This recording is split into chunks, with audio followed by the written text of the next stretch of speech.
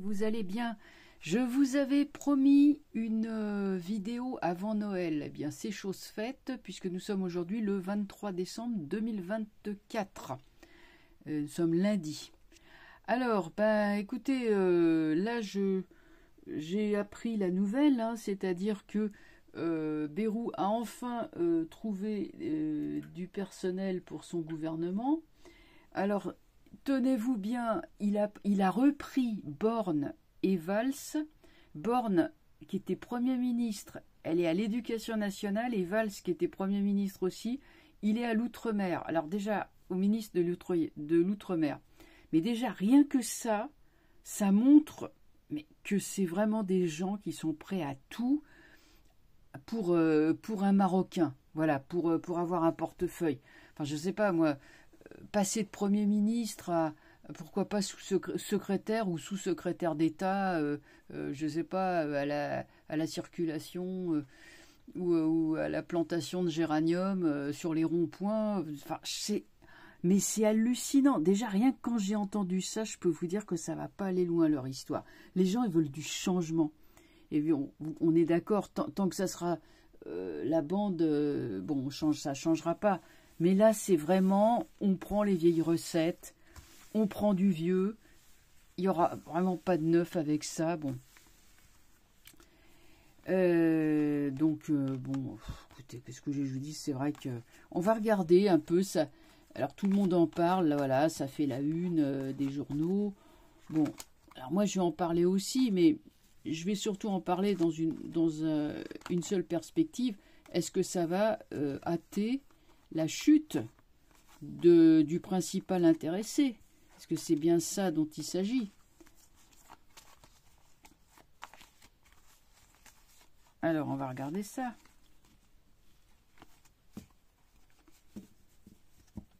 Qu'est-ce que ça va donner, là, ce nouveau gouvernement? Est-ce que ça va être censuré bientôt? Est-ce que ça va être, comment dire...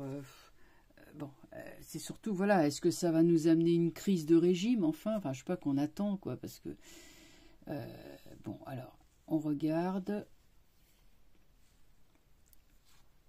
Alors, présent et avenir.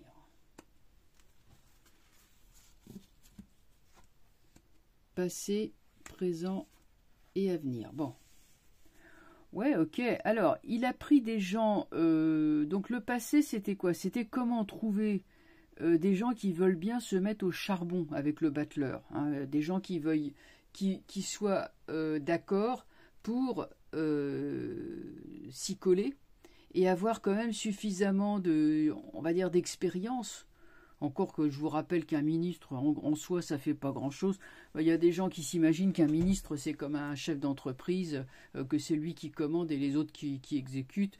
Un ministre n'est qu'une courroie de transmission. Vous voyez, ça peut faire penser à une courroie de transmission du Premier ministre. Le type, il est là, en gros, pour palper sa paye et puis apprendre par cœur les discours que lui écrivent ses conseillers techniques. Bon, enfin, ceux qui font tout le boulot, hein, qui sont en dessous de lui. Voilà, non mais c'est ça, hein, enfin, faut pas vous imaginer que c'est autre chose. Et ils sont très très bien payés pour faire ce job, pour ça qu'ils courent pour l'avoir. Donc tout ça pour dire que dans le passé de cette affaire, c'est qu'avec le battleur, on était en panne de personnel qui accepte. Pourtant, la place est bonne, mais il faut croire que ça ne se bousculait pas au portillon quand même. On l'a bien vu d'ailleurs. Hein. Ensuite, alors, le présent, c'est enfin, ça y est, le nouveau gouvernement est arrivé, s'est présenté comme une victoire. Le chariot s'est vraiment présenté comme la super victoire. Et le futur nous montre quoi? Oh, dis donc, pas de bol, ils vont pas réussir à s'entendre. Le soleil est renversé. Donc le futur de ce gouvernement, il est quand même sous le signe d'une chute, d'un manque de solidarité et d'un manque de soutien, à la fois de la population, mais aussi entre eux, quoi. Tout le monde va se tirer dans les pattes. Alors, on va regarder maintenant, donc on va procéder de façon horizontale, le battleur regardant vers la gauche, vers le passé. Qu'est-ce qu'on a à côté? On a le monde renversé. Mais oui, parce que la véritable question, c'est de se sortir du carcan, de se sortir de cette Union européenne qui nous ligote complètement. Parce que c'est renversé, donc c'est pas positif. Hein. On doit se libérer. Regardez, la personne veut passer la porte, veut passer le seuil pour être libre. Et là, qu'est-ce qu'on a? On a quand même les anges gardiens qui sont aux quatre coins de la pièce et qui nous disent ben non, tu bougeras pas, ça représente le carcan de l'Union européenne. Alors maintenant, on va aller en haut. Donc, comme c'est une carte à l'envers, donc ça ne sert à rien d'avoir des ministres soi-disant compétents, enfin qui ont soi-disant de la bouteille, si on ne sort pas de ce carcan. C'est clair et net, c'est comme si on mettait un emplâtre sur une jambe de bois. C'est marrant parce que la justice a l'air de dire que en fait, ça finira peut-être par se faire. Il y a une idée d'inéluctabilité et de rétablir les plateaux de la balance. Ça peut aussi faire penser qu'il y a un appareil législatif extrêmement contraignant qui empêche la France de sortir du carcan. C'est vrai aussi. Mais on peut considérer quand même... Enfin, on a les deux aspects. Aspect contraignant juridique, qui est là. Hein, on n'en sort pas comme ça. Mais en même temps, la justice, qui est toujours positive, elle nous dit... Elle veut ce qui est juste. En fait, elle souligne que ça, c'est pas juste. Et que les peuples doivent pouvoir se libérer et disposer d'eux-mêmes. C'est quand même un fondamental, une idée fondamentale. Et la justice, c'est un peu comme si elle venait à notre secours. Non pas que ce soit l'Union européenne qui décide de nous lâcher, enfin de nous libérer, mais plutôt que de toute façon, ça ne durera qu'un temps, cette affaire. Et on reviendra à une société qui sera plus juste parce qu'elle sera indépendante, puisque la justice, c'est l'impartialité. Hein, l'indépendance aussi, normalement. La vraie justice, c'est ça. Donc impartialité, indépendance, ça fait bien penser quand même à l'idée que ça sert à rien de chercher des bons hommes qui vont faire illusion, du style je suis un poids lourd, parce que de toute façon, ce truc-là est un carcan, et la justice nous le rappelle. Bon, le chariot, cocorico, youpi, on a gagné. Ça y est, enfin, on a un gouvernement, la belle affaire. Et alors, qu'est-ce que nous dit le soleil? Donc là, on va le sortir, on va la mettre droite, le jugement. Ce gouvernement sera sévèrement jugé. Je dis sévèrement parce que le jugement est radical. J'ai justice et jugement quand même qui sont là et qui sont en domination, vous voyez, qui sont au-dessus du jeu. Qu'est-ce que ça peut vouloir dire? Moi, j'ai l'impression que bon, ce gouvernement, évidemment, va pas tenir la route, mais qui va surtout précipiter la crise de régime, qui nous rappelle que nous ne sommes pas libres et que de toute façon...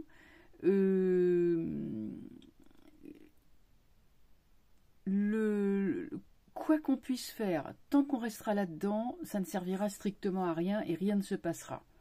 Alors, on peut faire des aménagements, oui, bon, mais tôt ou tard, il faudra reprendre l'indépendance.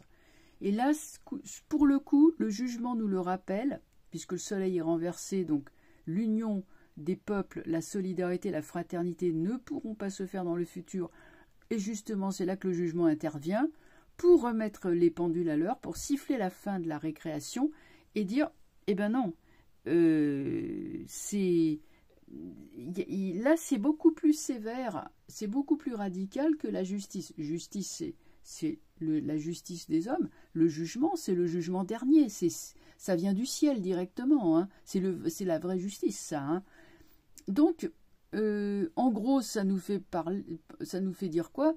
nous avons certes un gouvernement qui ne va pas fonctionner et qui sera sanctionné par quelque chose qui, pour moi, est de l'ordre quand même de la révolution, au moins de la révolution de Palais, mais qui peut être suivi par une véritable des émeutes. Alors, la révolution, je ne sais pas si j'oserais utiliser ce mot, mais ça peut, vous savez, ça peut venir aussi vite qu'une lame de fond. Hein. Vous savez, le tsunami en 2004, là sur les plages de Thaïlande, rappelez-vous, il est arrivé d'un coup. Hein. Je ne sais pas si vous vous souvenez de ces images. Vous avez des gens, des pauvres malheureux, qui étaient sur la plage, et puis on voyait une espèce de muraille d'eau qui arrivait, mais à une allure folle. Hein, et puis bon, voilà, ça a été très vite. Voilà, donc ça c'est ce qu'on peut dire. Bon, ce gouvernement ne va faire que précipiter le pays dans la crise, une crise libératoire. Voilà comment je verrai les choses. Alors maintenant, comme j'ai un petit peu de temps encore devant moi, là, parce que je vais faire une vidéo quand même un petit peu plus longue, on va prendre une deuxième question. C'était celle que je voulais traiter au départ, hein, et je croyais même pas que Bayrou il allait nous sortir son gouvernement là ce soir. Je pensais qu'il attendrait après le 1er de l'an. Bon, bah non, ça s'est fait là.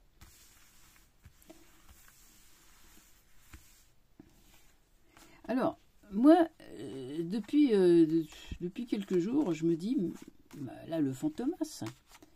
D'ailleurs, hier, il y a Fantomas qui est passé à la télé. Je me suis régalée. J'ai déjà vu 1000 fois, mais c'est pas grave. Donc, je disais, je me dis, mais il ne tient qu'à un fil. Ce type ne tient plus qu'à un fil. On est d'accord, il ne tient plus qu'à un fil. Alors, la grande question, il y en a qui disent, il va être poussé dehors, et d'autres disent, non, il va s'accrocher, il va rester encore 2 ans et demi. Bon, il y a les deux écoles, si je peux dire, de pensée. Hein. On va regarder. Pour moi, je vous dis, ce type-là ne tient plus qu'à un fil. Ça me trotte dans la tête depuis plusieurs jours.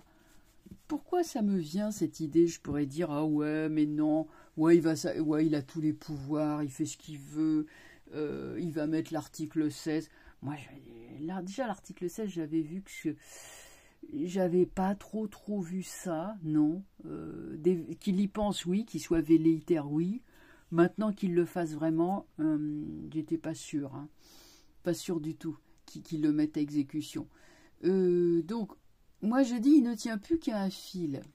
On va regarder ce que nous disent les tarots. Alors, que pensent les tarots de cette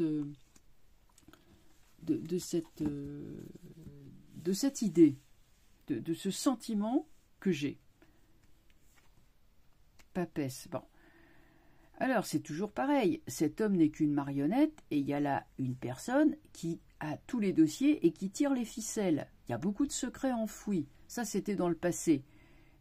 Comme, bon, la papesse est une présence féminine, on peut considérer qu'il y a une femme dans l'entourage de Fantomas qui est la grande détentrice du secret. Tempérance. Alors, il essaye de faire de la com pour gagner du temps. Mais en même temps, la tempérance étant toujours une bonne nouvelle, ce qui est tenu caché, la papesse, est en train d'être révélé, la tempérance. Bref, des dossiers sont en train de sortir sur lui. Des dossiers tellement embarrassants que ça pourrait le pousser dehors.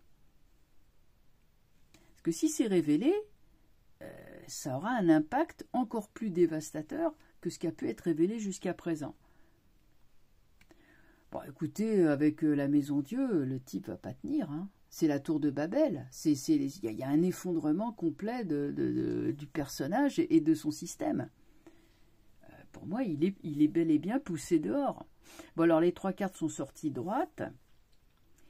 On va regarder, parce que la clé, en fait, se trouve plutôt vers la papesse. En gros, secret révélé, hein. J'ai lune. Oh, c'est des secrets qui sont pas jojo. Hein. La lune, c'est vraiment l'hyper secret. Écoutez, doit y avoir des dossiers tellement explosifs sur le personnage, explosif, que c'est tenu verrouillé secret, mais on peut dire qu'ils appuient dessus pour pas que ça remonte à la surface. Et pourtant, la tempérance est en train, là, en ce moment même, de le faire, puisqu'elle est à la place du présent, c'est en train de le faire remonter à la surface. Elle est en train... Moi, je vous dis, c'est un grand blond avec une casquette rouge, là. Vous savez qu'il y a une moumoute, quoi, hein, voilà. On va regarder sur la Lune. La Lune, le pape. Bah oui, le pape. Alors, c'est pas le pape Jean... voilà que je dis des bêtises. C'est pas le pape qui est à Rome, hein. Quand je dis le pape, c'est une figure du tarot, hein. C'est pas le pape... Ah, comment qu'il s'appelle? Donc, François, voilà, c'est ça, François. Non, c'est pas lui, non, non. Alors, par contre, le pape, c'est celui qui va radiodiffuser, si je puis dire. L'antenne, elle est là, hein. La nouvelle que la papesse a fait sortir du fin fond des marécages. Au plus profond du marécage, la papesse, qui tenait ses secrets, du coup, les fait remonter, par l'intermédiaire de la tempérance aussi, et le pape diffuse la nouvelle à tout le monde entier, à tout le monde. Tous les gens qui sont... Parce que le pape, il a une place où il a la parole, il a l'écoute de tout le monde. Il dit quelque chose, tout le monde va l'écouter. Ça peut être Élan Muscle, ça peut être Donald, ça peut être d'autres encore, hein. Il ne manque pas de gens puissants dans ce monde pour faire avancer le schmilblick, hein, si je puis dire. Alors, si on continue la loi des regards, le pape est sorti, ouais, et il regarde vers la droite. Le passé rejoint le présent et le futur. C'est le passé qui remonte à la surface, parce que ce passé, il est bancal, il fait tout tomber, et ça passe par la connaissance. Qu'est-ce qui va sortir à côté du pape? Le mat. Ah bah dis donc, hein. Il y en a eu des choses, hein, pas jolies, hein. De l'argent, de blanchiment d'argent, des scandales qui ne sont pas finis. Le mat est en fuite. Il y aura une fuite, enfin, ou soit du personnage pour qui on fait le tirage, soit une fuite de son entourage le plus proche. Mais il y a panique et fuite. Le mat fuit.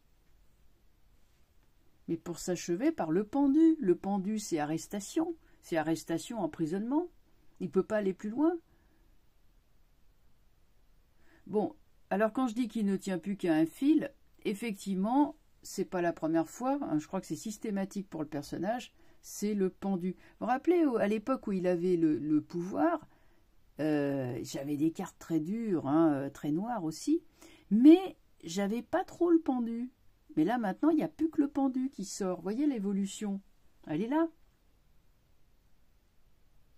Il est arrêté net dans son élan. Le mat a beau s'enfuir avec son magot, ça le rattrape et il est emprisonné, arrêté, ligoté, attaché. Bref, c'est la prison.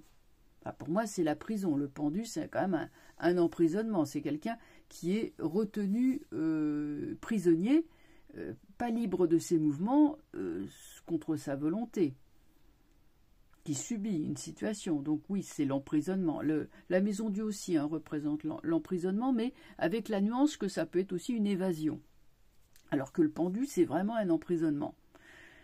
Voilà, donc voyez un petit peu comment le jeu s'articule, et ça fait une espèce de boucle du passé. On remonte vers le présent, et puis le futur. C'est la Maison Dieu.